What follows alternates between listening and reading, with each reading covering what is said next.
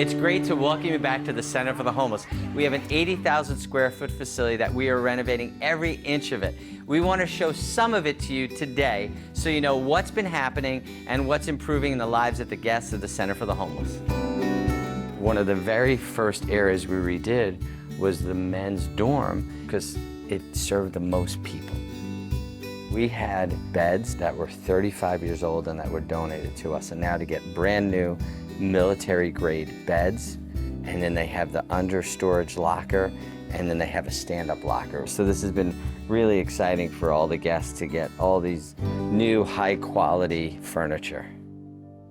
This is our chapel, and we just really wanted to renovate it and be open to all faiths. It's just been really well received by the guests. We carried over that nature theme from the dining area into here, again, which just really brings a sense of peace and serenity to the guests.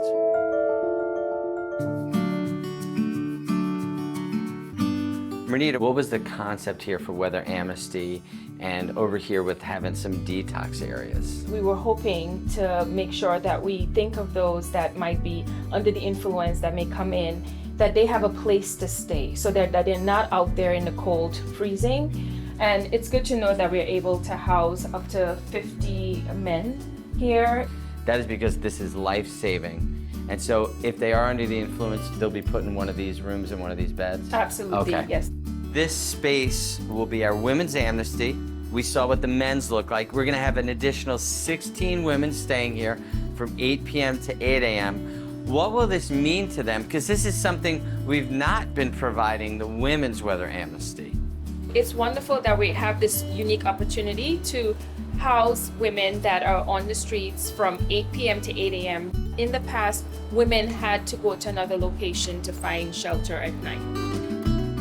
So Renita, who's going to be living in this space now after the renovation? We're having about 6 veteran women that are going to be living in this space right here, although they would still have access to the back of the dorm, but this will be where their beds will be set up. And that's something we've never done. So because of the renovation now, we're allowed to house 6 additional female veterans. Yes, absolutely. I'm so glad that we're going to be able to do that. That's awesome. So Rachel, what's the environment that you're trying to set up in here?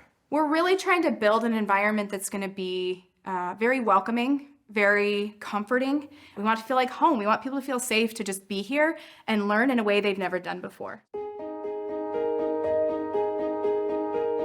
Everything you see here in the lobby, this is formerly where our Weather Amnesty program was, but everything you see here will be redone, but this is the last phase of the initiative. Before we got the new roof, there were all these leaks, and so these will all be redone. This is why we needed to renovate a 100-year-old building. As you can tell, great progress is happening, just like it is in the lives of the guests of the Center for the Homeless. So thanks so much for all the support that you give to the Center for the Homeless and the guests that live here.